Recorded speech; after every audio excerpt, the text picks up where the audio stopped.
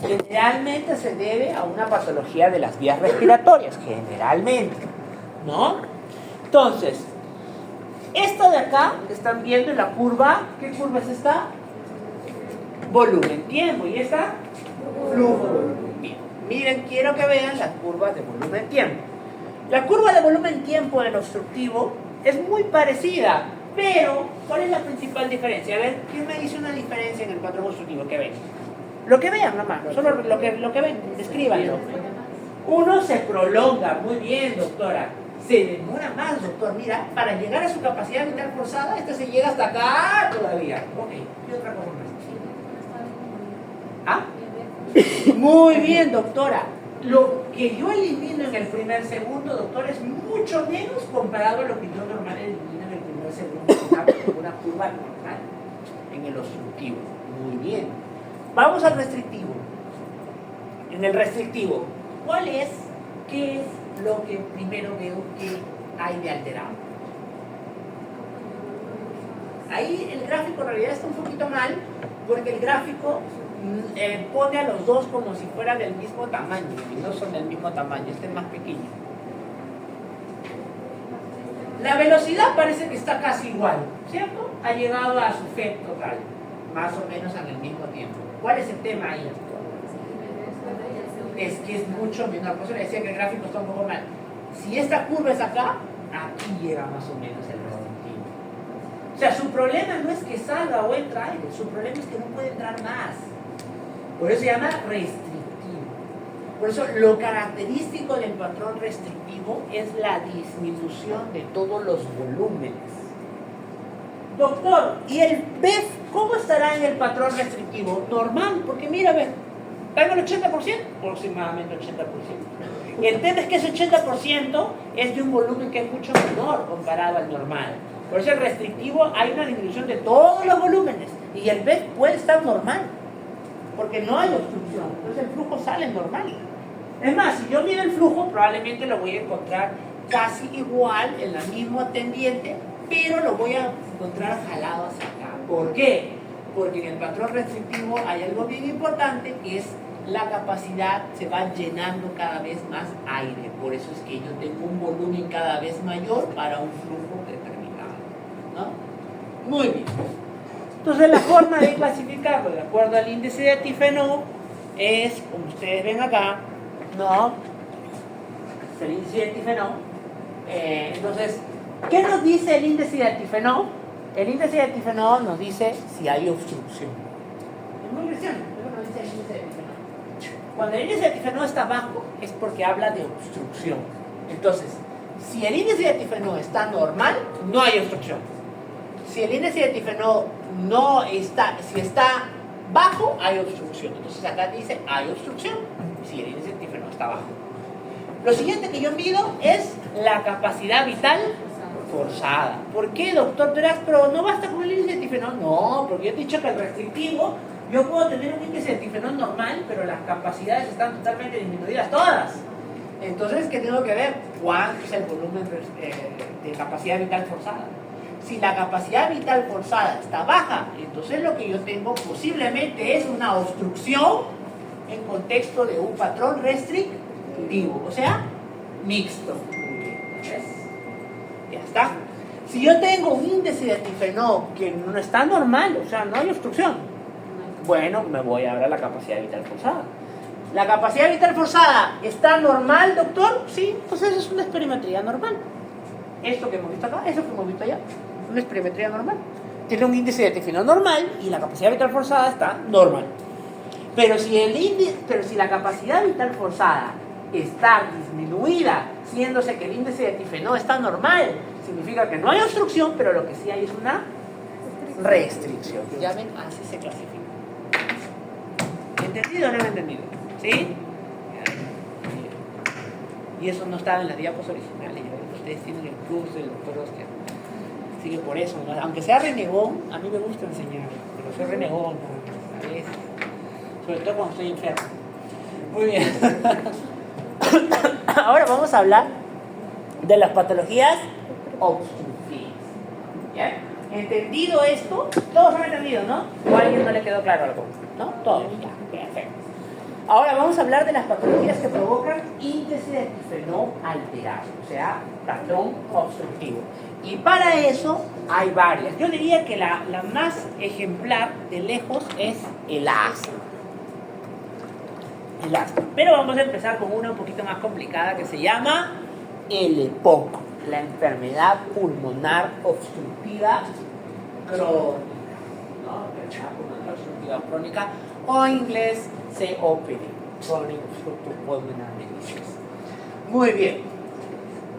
Muy bien. Entonces, el EPOC es un contexto de varias afecciones respiratorias conjuntas, ¿ya? O sea, hay varias alteraciones respiratorias conjuntas que se caracterizan por, y aquí pregunta de examen, ¿cuáles son las 3 características del EPOC?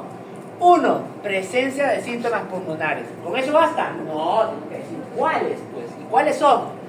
Disnea, tos, con o sin producción de esputo. ¿Ya? Bien. Número 2, contexto clínico apropiado. ¿Qué significa contexto clínico apropiado? Que usualmente, la mayoría de las veces, yo debo de buscar cuál ha sido el agente que me ha provocado o asociado probablemente a la etiología de esa época. Y en casi 70% de los casos es el tabaco. Es el tabaco. Ahora, doctor, ¿el tabaco es el único? No. Hay varios agentes de biomasa que quema de varios elementos que pueden provocar el mismo efecto que el tabaco. De hecho, ustedes saben que cuando vayan a provincia, en provincia, por ejemplo, uno es el... Muy bien, doctora, ¿no? Por eso, en Perú, como ustedes saben, siempre nos han preguntado, porque cuando van a hacer una historia clínica, el internista viejito le dice, y le preguntaste cuántos cigarros por día y si cocinaba con leña. No es para fregarte, no es para jalarte, es porque esos datos, en contexto de una persona con tos crónica durante más de 2 meses, durante más de 2 años, es el que hace prácticamente el diagnóstico de poco. Por eso es que tienes que preguntar eso, ¿ves? Cuando llegas al fisiopata te das cuenta por qué es importante que un médico se comunique con el paciente. Esos médicos que están ahí mirando los exámenes nomás, eso no sirve, están para mandar a Venus para que se quemen al sol ahí. Ya, muy bien. Y la tercera es la evidencia de limitación de flujo. En el EPOC, y esa es la razón de por qué es una enfermedad de patrón obstructivo, hay evidencia de limitación de pasajes del aire o el flujo del aire. ¿Ya? 3 cosas. El primero, síntoma. El segundo, el agente etiológico. Y el tercero, la razón de ser de por qué se llama patrón obstructivo. ¿Ya? Muy bien. Estos son los factores de riesgo. El tabaco es el más importante. La exposición a fluidos de biomasa, el asma es un factor de riesgo. Ojo, el asma no es EPOC, el asma es un factor de riesgo para el EPOC. Infecciones de trato respiratorio frecuentes en la infancia, la prematuridad, la historia familiar. Perdonen que ando con mis lentes así, pero que esta porquería de acá ya se han rayado tanto que ya no me sirve de nada. Me impulsó a ese río. Miren, esto que está acá es una vía aérea normal. Esto es un bronquio, miren, un bronquiolo. Acá está la luz de la vía aérea, este es el moco que produce, esto es la mucosa, esto es la capa muscular propia, y esto de acá que ustedes ven acá son los sacos alveolares, ¿ya? Pero la razón de por qué los han puesto así como que con tiras que lo traccionan, es porque lo que quiero demostrar es que hay intersticio, que adentro hay elastina, que jala y que mantiene la estructura del bronquio y de los alveolos. ¿Ok? Eso es lo normal. ¿Qué pasa en el EPOC? En el EPOC pasa esto que está acá. Pasa una inflamación de la vía aérea, por lo tanto hay tanto una hiperproducción de moco como además una inflamación crónica de la mucosa bronquial.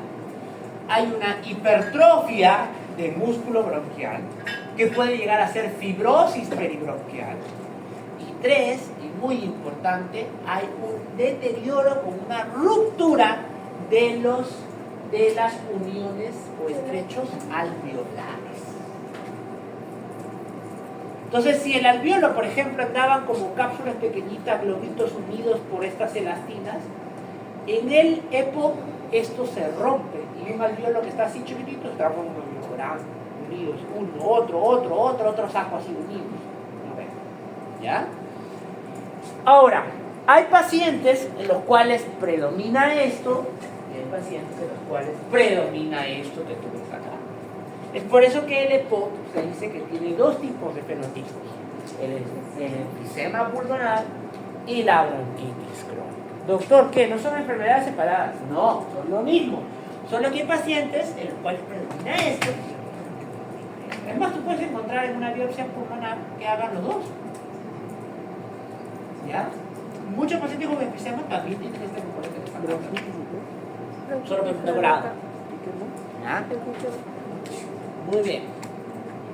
¿Y por qué sucede? Bueno, pues hay una inhalación crónica de irritantes, incluidos cigarros, que en contexto de una inflamación alterada, porque por ejemplo la persona tiende a producir mayor inflamación por la vía P38 o genéticamente tiene predisposición a la transcripción de la vía del factor nuclear kappa beta, o por ejemplo tienen alteraciones genéticas que aumentan el daño de DNA o que aumentan el envejecimiento, o que dentro de sus factores genéticos están genes que hacen predominar disminuyen a las antiproteasas y más bien aumentan a las moléculas que aumentan a las proteasas. ¿Qué son las proteasas? Son enzimas que lo que hacen es romper proteínas, pero las proteínas que les encanta romper son estas que están acá, son las elastinas. ¿Te acuerdas? Esta que está acá tan bonita, ya, esas son las que les gustan romper. Por eso es que es tan variado. Hay pacientes que pueden hacer una manifestación, pueden hacer las dos, pueden hacer más, ¿no? Entonces, ¿qué es lo que pasa en el EPOC? En el EPOC lo que sucede es que hay inflamación, reconocimiento de inmunidad innata por receptores tipo TOL, se activan macrófagos, se activan neutrófilos, estos invaden la mucosa bronquial, ¿no? Y también activan a las células epiteliales a que secreten más moco, por eso es que se produce la bronquitis crónica, ¿no? Hay una mayor secreción de moco. Y además estas células epiteliales pueden por sí solas producir elastina. Entonces, tanto la elastina o las elastasas de los neutrófilos como la de las células epiteliales son las que producirán el enfisema pulmonar. Pero en algunos no predomina esas elastasas, sino que más bien predomina la secreción de moco. Entonces se producirá la bronquitis crónica. Muy bien. Estas son las moléculas de la inmunidad, miren. Primero que nada, hay, como les dije, reconocimiento por los receptores tipo TOL. Esto activa a través de quimiotrayectos a diferentes células como los neutrófilos o los monocitos, ¿no? Y puede activar inclusive al fibroblasto, por eso puede haber fibrosis peribronquial, ¿no? Esto también activa a los monocitos activan a los macrófagos, llevan mayor inflamación y además hace que las células epiteliales creen más. Bien, vamos ahora a hablar de cada uno de los fenotipos. Vamos a empezar por el más conocido, el enfisema pulmonar. Fíjense, el enfisema pulmonar es una dilatación anormal de los sacos alveolares que es de manera permanente, no se recupera, no hay forma de poder recuperar un alveolo que está enfisematoso, no se puede. Entonces, miren, mientras que un saco alveolar se debe ver así todo bonito, todo con globitos, mira cómo se ve el enfisematoso. Totalmente alterado, aumentado en tamaño. Tú dirás, bueno, doctor, mejor, pues más aire puede intercambiarse. No, pues no. No. ¿Por qué? Porque, recuerda, para que yo tenga hematosis necesito buena ventilación, que la tiene, pero ¿qué necesito también? Perfusión. Cuando yo altero la conformación del alveolo, estoy haciendo que haya un montón de espacios alveolares que no están perfundidos, porque son de rupturas. Entonces, áreas que no tenían capilares alrededor se han expuesto. Entonces, por lo tanto, no sirven para hacer hematosis. Es como tener espacio muerto, ¿no? Espacio muerto fisiológico, ¿se acuerdan? Ya, muy bien. Esos son los tipos de enfisema, para que lo revisen. Y lo que sucede en el enfisema, ya lo hemos visto, pero lo vamos a repetir, es que las especies reactivas de oxígeno generadas por radical, como el tabaco, producen inflamación con aumento de neutrófilos. Los neutrófilos producen elastasas. Ese daño general de los radicales libres también daña a las elastinas y eso provoca la deficiencia la producción de ruptura de elastina. Ahora, hay enfermedades congénitas que producen enfisema no por tabaco. Por ejemplo, la deficiencia congénita de alfa-1 antitrypsina. Una manifestación frecuente es el enfisema pulmonar. ¿Por qué? Porque el alfa-1 antitrypsina es una antiproteasa de la elastasa. Mientras que la elastasa rompe la elastina del pulmón y produce enfisema, la alfa-1 antitrypsina es la que la bloquea para que no haga eso. Entonces, cuando tú tienes una deficiencia congénita de esa enzima que te protege, el resultado es el enfisema pulmonar. ¿No? Es una causa de EPOC, pero congénita. ¿No? Muy bien. Vamos ahora al enfisema pulmonar. Creo que van a hacer seminarios de EPOC, ¿no? No se copien el mismo esquema, por favor, respeten el derecho de autora. Por favor, ya sea, yo pregunto en los grupos. Yo sé que mi grupo no expone conmigo este tema, no se preocupen, pero lo averiguaré. Muy bien. ¿Qué es lo que pasa en el enfisema pulmonar? En el enfisema pulmonar hay una menor presión de retroceso. Acuérdense, ¿quién hacía que el alveolo se colapsara? Las fuerzas elásticas en la presión superficial. O sea, la que hacía que reventara, ¿sí? Pero yo que estoy hablando, esto, por las fuerzas elásticas, porque estoy rompiendo la elastina de mi intersticio. Entonces, el alveolo ya no intenta colapsarse, ya no hay fuerza de retroceso o hay muy leve, y por lo tanto pasan dos cosas, pasa algo principal. Si no retrocede, ¿qué pasará? Si no retrocede el alveolo. ¿Colapsa? No, más bien las fuerzas elásticas es las que hacen que colapse el alveolo. Se queda inflado, es como un globo. Si yo le meto aire, pero ya no regresa, ¿qué va a pasar con el aire? ¿Desaparece? No, pues, se queda ahí adentro. ¿Por qué el aire sale del globo? Por las fuerzas elásticas, pues chico, las fuerzas elásticas del globo empujan al aire afuera y por eso se detiene. ¿Ya? Pero si el globo no tuviera fuerzas elásticas, probablemente se quedaría igual. Entonces, igual queda en el alveolo. ¿Qué va a pasar con el tiempo? Se va inflando más, y más, y más, y más, y más, y ese aire no sale, ¿no? Como consecuencia, ¿qué cosa crees que va a pasar en la espirometría? ¿Qué cosa aumenta? Volumen residual. El volumen residual, porque ya no puede sacar aire. Ya no puede sacar aire. Entonces el volumen residual se empieza a aumentar. A ese aumento de aire adentro progresivo, a ese aumento de aire que se va quedando se llama hiperinsuflación pulmonar. Y la hiperinsuflación en el paciente con enfisema se da de dos tipos: la hiperinsuflación estática y dinámica. ¿Qué significa estática? Que el paciente está sentado, está tranquilo, normal, teniendo su volumen tidal, pero con cada respiración que queda siempre hay un poco que se va quedando de aire y aire y aire. Eso es estático. Como es muy poco, porque lo que yo recambio son 500 mililitros nada más, de los como 6 litros que yo puedo llegar a tener, entonces con el tiempo no va sintiendo síntomas hasta que poco a poco se va inflando más y más. ¿Cuál es el tema del EPOC tipo enfisema? Que él tiene esto, que es la hiperinsuflación dinámica. Ya, ¿por qué, doctor? Porque cuando yo hago ejercicio o cuando hago actividad física, tengo cambios adaptativos. Pregunta de práctica. ¿Cuáles son los cambios respiratorios durante el ejercicio, en los volúmenes? ¿Qué sucede?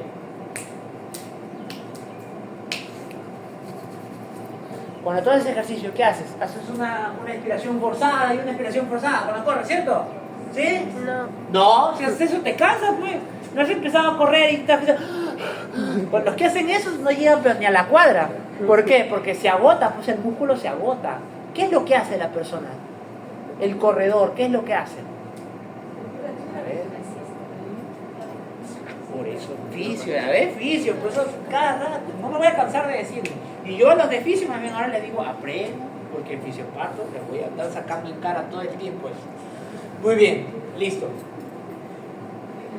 Si el volumen tidal es así, normalmente en el ejercicio, chicos, el volumen tidal se vuelve así.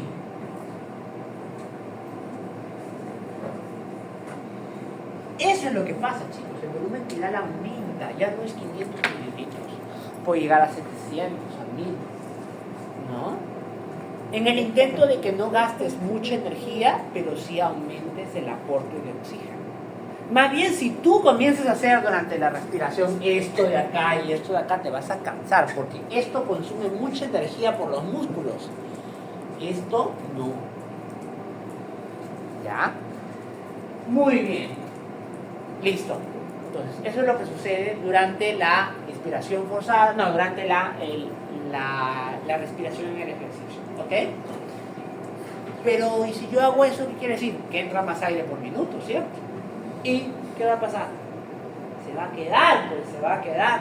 Y encima de eso hay que agregarle que como el alveolo se insufla más, el bronquio, que hay por ahí, bronquios diferentes, primero que tiene moco, porque ya hemos visto que puede tener enfisema, pero siempre tiene un poco de bronquitis crónica, ¿cierto?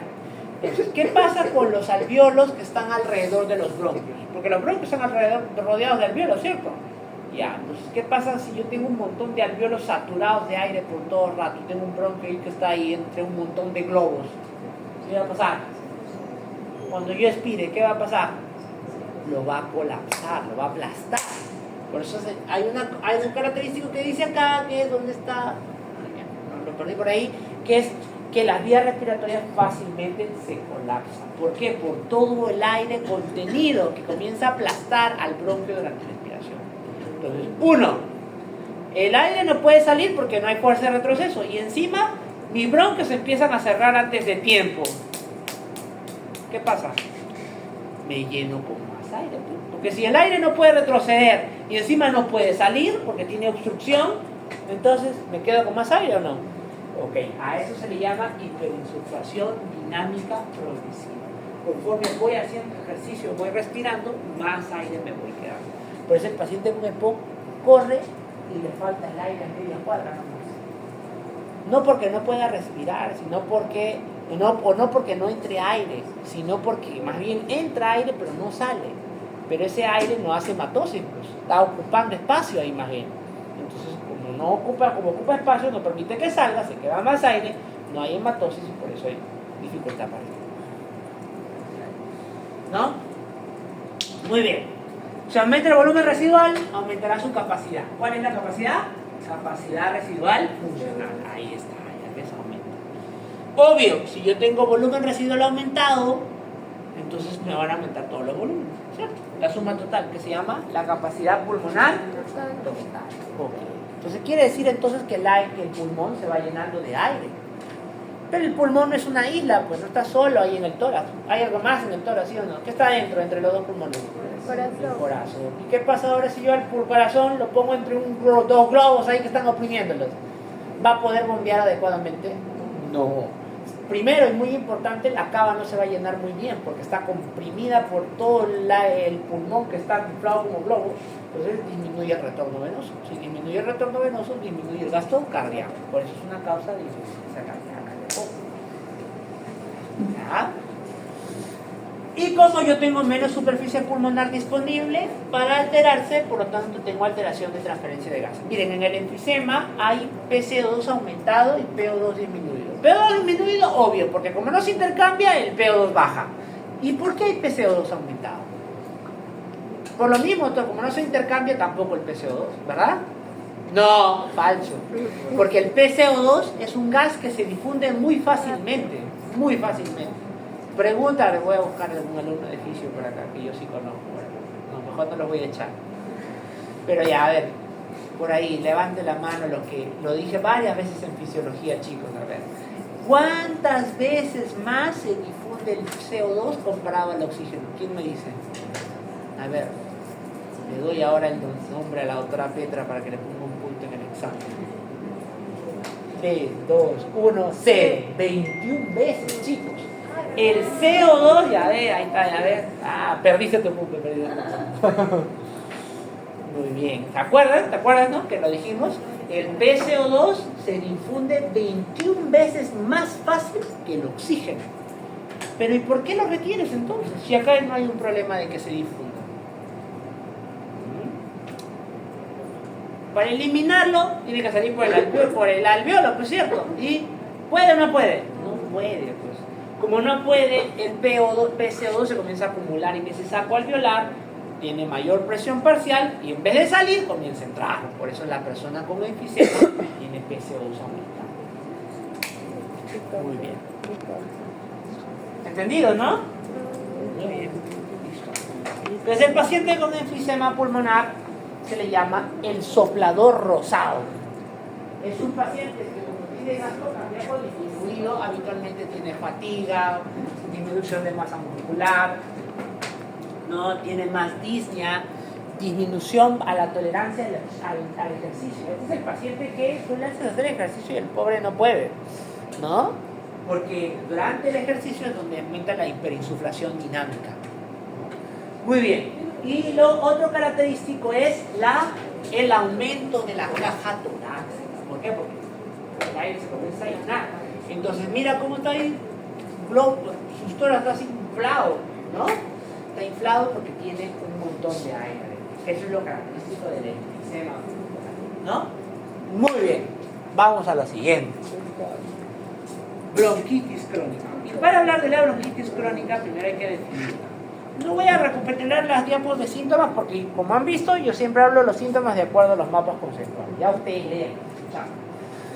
La bronquitis crónica, primero, para nosotros sospechar de bronquitis crónica, no es que cualquiera vez, estoy así 5 días y ya tengo bronquitis crónica, doctor, es poco.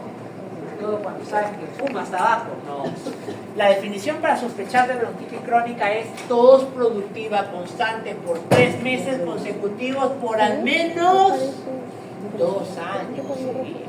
O sea, demora. O sea, tener tos por más de 15 días no te asustes. La etiología obviamente es la misma que la de cualquiera del enfisema porque sigue siendo el poco, ¿no? ¿Qué es lo característico de la bronquitis crónica? Uno, una hipertrofia de las glándulas productoras de moco, que producen demasiada cantidad de moco. Puede haber una inflamación de la mucosa y a veces, miren, puede suceder esto, que es la metaplasia escamosa. ¿Por qué se produce? Porque el agente productor del EPOC lesiona constantemente al epitelio bronquial y producto de eso, el bronquio hace una metaplasia para convertirse en un epitelio más resistente, ¿no? Eso se llama metaplasia pulmonar. Eso es un cambio propio del EPOC, por ejemplo, ¿no?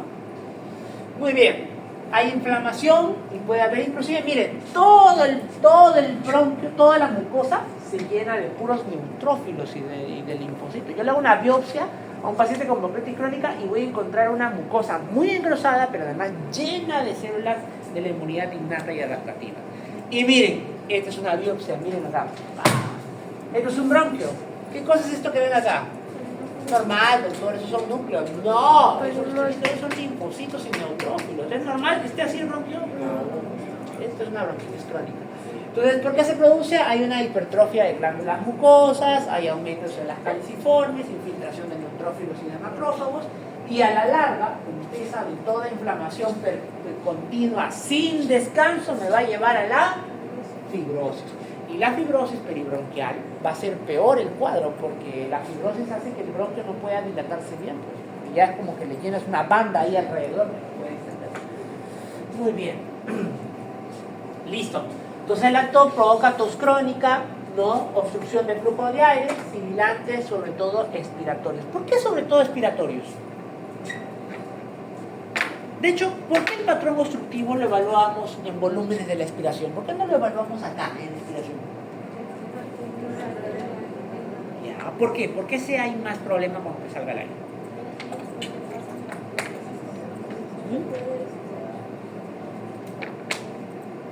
¿Dónde hay mayor resistencia a salida del aire? ¿En la inspiración o en la expiración? En la expiración. ¿Por qué? ¿Cómo? Ya, más o menos. A ver, hay un motivo más importante. ¿Por qué durante la expiración se tiende a colapsar más el bronquio? ¿Por qué? ¿Qué pasa con el bronquio durante la inspiración?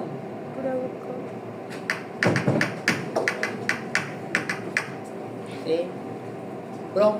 Broncodilata, se broncodilata. Chicos, cada vez que ustedes inspiran, el bronquio se broncodilata. O sea, hace esto.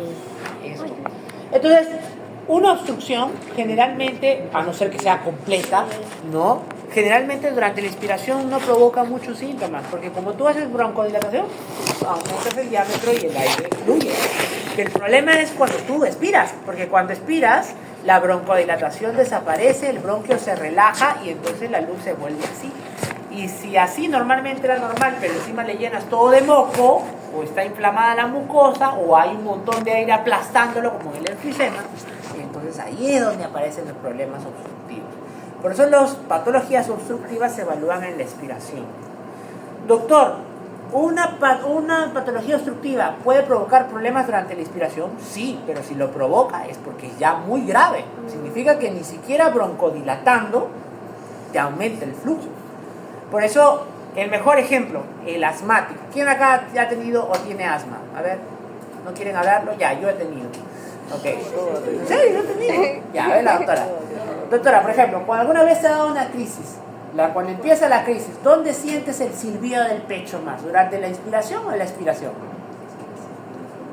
¿En la inspiración? Bueno, capaz no te...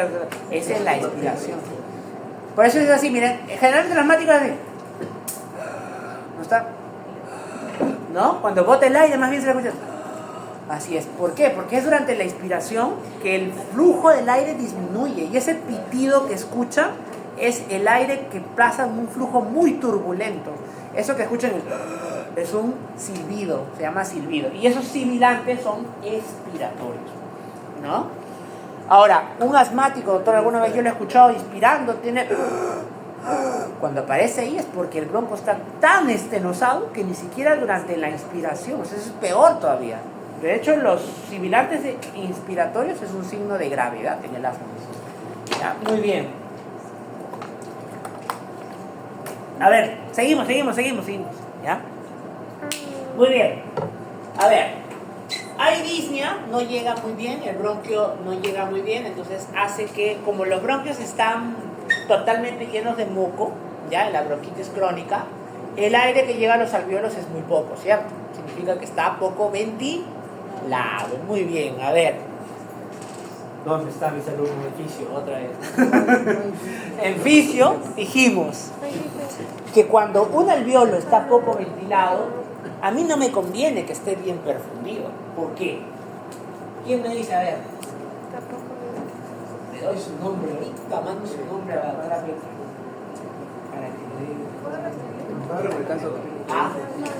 ¿Por qué a un alvéolo no le conviene que esté bien ventilado pero poco perfundido? Pero que diga bien perfundido pero poco ventilado. ¿Ah?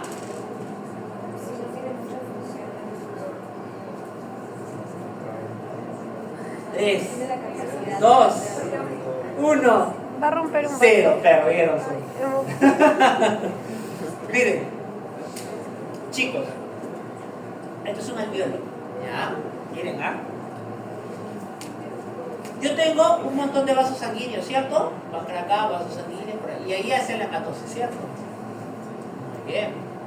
Pero la sangre que le llega acá a esos vasos sanguíneos, ¿qué sangre es, doctores? Venosa. Muy bien, o sea, sangre venosa. ¿De dónde viene esa sangre? De la vena. De la arteria, pues muy bien. Me hacen recuperar la fe en la humanidad. Muy bien. Sangre venosa. ¿Por qué? Es normal. ¿Por qué? Porque se supone que aquí va a llegar el alvéolo, va a ser hematosis y luego se transforma en sangre, ¿qué? Arterial, ¿no? Sangre arterial. Y regresa por las venas pulmonares. ¿Qué pasa si yo tengo un moco acá, por lo tanto no ingresa buen aire? O sea, la ventilación alveolar está disminuida, pero la perfusión está normal. ¿Qué va a pasar? ¿Cómo? ¿Dónde? ¿Dónde aumenta la sangre venosa? ¿Acá? ¿Acá? Acá, pues.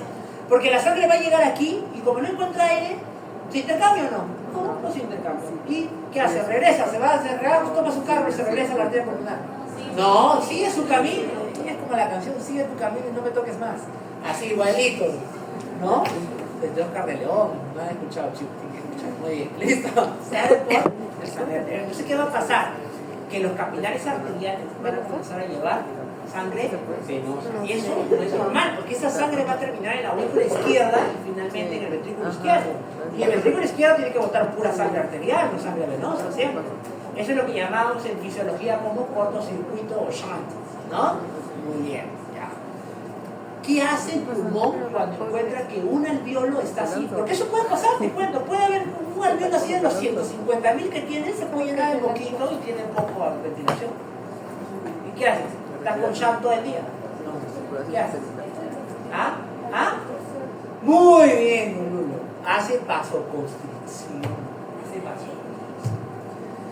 En el pulmón, chicos, el mecanismo de autorregulación es diferente a la de los demás tejidos. En los demás tejidos, cuando tú tienes hipoxia, hace vasodilatación. En el pulmón es al revés. ¿Por qué? Porque no le conviene que tú tengas un alveolo bien perfundido si está mal ventilado. Entonces, ¿qué hace? Vasoconstricción, vasoconstricción. Ok, tú estás poco ventilado, entonces yo te vasoconstricto para que la perfusión sea pobre y por lo tanto no haya tanto shunt, o simplemente no haya shunt. ¿No? Pero eso pasa si yo tengo uno o dos alveolos con moco, no hay problema, ¿no? Y ahora imagínate que tienes un bronquio que está alimentando miles de alveolos ahí. Y no solo uno, sino 2, 3, 4, 5, 6, varios bronquios ahí alimentando poco a los alveolos. ¿Qué va a pasar? Va a haber un montón de alveolos que están con vasoconstricción. ¿Y será por un día? ¿La bronquitis crónica dura un día?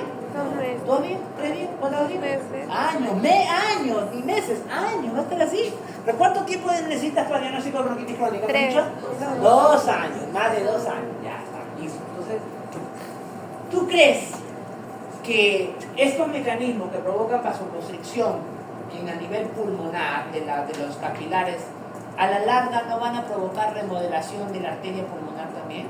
Sí, pues, ¿qué pasaba cuando tú a la arteria todo el tiempo la tienes vasoconstreñida? Hace remodelación, ¿cierto? Se hipertrofia el músculo, hace fibrosis alrededor. Entonces, ¿quién recibe la presión de estas venas? ¿Quién? La arteria pulmonar. Okay. Entonces, ¿qué pasa con la arteria pulmonar? De lo que manejaba entre 5 a 10 milímetros de mercurio, ahora va a aumentar a más de 25 milímetros de mercurio. No importa, pues la vena se distiende, no hay problema, no te das problema. No. ¿Quién empuja la sangre a la arteria pulmonar? ¿Quién? El ventrículo derecho. ¿Y este de acá, este señor de acá está acostumbrado a presiones altas? Insuficiencia No lo va a cardíaca. poder hacer. ¿Y qué le va a pasar? Insuficiencia cardíaca. Insuficiencia cardíaca. Por eso el EPOC, específicamente la bronquitis crónica, se caracteriza por insuficiencia cardíaca derecha. Y por eso es que un clásico de la semiología es que le llaman el abotagado azul. Al bronquitis crónica le llaman el abotagado azul, que es ese paciente dematizado de las piernas, de los brazos, hepatolipidemia, azulado por la cianosis, que no llega bien el oxígeno a los alveolos, ¿no? Con insuficiencia cardíaca. ¿Por qué? Por el compromiso cardíaco. ¿Entendido? ¿Sí? Listo. Tienen 3 minutos para tomar su agua e ir a los servicios. Profesor.